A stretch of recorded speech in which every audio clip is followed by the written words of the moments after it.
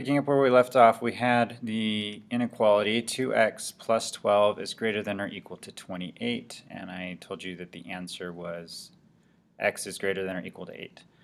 So we're just going to go through this really quick. Subtract 12 from both sides, and that gives me 2x is greater than or equal to 16. Divide both sides by 2, and x is greater than or equal to 8. Now we want to be able to graph that because x is greater than or equal to 8. There's a lot of answers for this because there's a lot of numbers that are bigger than or equal to 8. We have 8, 9, 8.1. Okay, so in order to graph this, we're going to have our little number line graph. See how far I can draw with this before I go off the pad.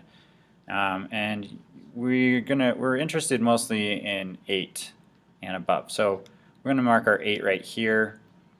We can mark 7 and 6 as well, but we're not really going to use those. It just kind of gives us an idea of where the 8 is. And 9, 10, 11, 12, 13, 14, 15, and it keeps going. That's what the arrow means, right?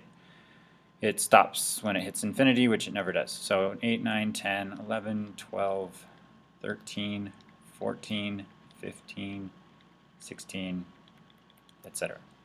So at 8, we have two different kinds of circles that we use. So we're going to make a circle at 8 because that's where we're going. Because it's greater than or equal to, because it has that equal to part, we are going to fill that circle in and make it a solid because it includes the 8. If it's just greater than or just less than, then think about the circle as kind of a force field and doesn't hit the 8. It goes all the way up to the 8, but it doesn't include it.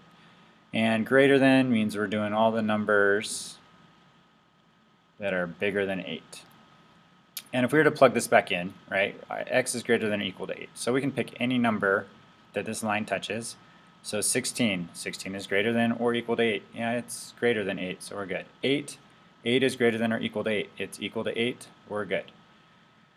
Okay, so that is the graphing. Let's do one more. And this one we're going to include a thought about one other thing that you have to keep in mind when you're using inequalities. So I'm going to say that negative 2x plus 12 is greater than 14, which is pretty similar, but a couple differences. Again, I'm going to go through the same steps, minus 12, and that means negative 2x is greater than 2. I divide by negative 2. Here's what you need to remember. Anytime you divide by or multiply by a negative number, okay, anytime you divide the whole inequality, anytime you divide by a negative or multiply by a negative, you have to flip your sign. And I have another video that I'm going to put up that shows why we do that. But for now, I just want you to remember that you have to flip the sign if you multiply or divide by a negative. If you add and subtract, that's fine. But multiplying and adding, we have to flip the sign.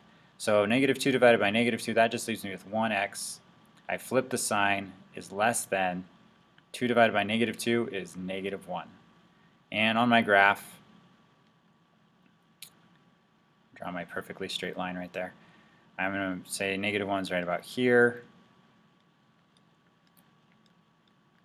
And negative 2, negative 3, negative 4, negative 5, etc. Okay, you guys get the idea.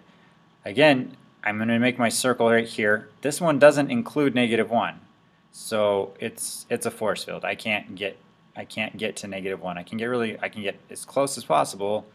Negative 1.000001 would be included, but not negative 1 itself. And so I leave that as an open circle and draw my line, and you can plug any of these back into our original and see that it's true. Okay, and if we hadn't flipped the sign, then you plug it back into the original and it wouldn't be true. But the other video explains that a little bit better.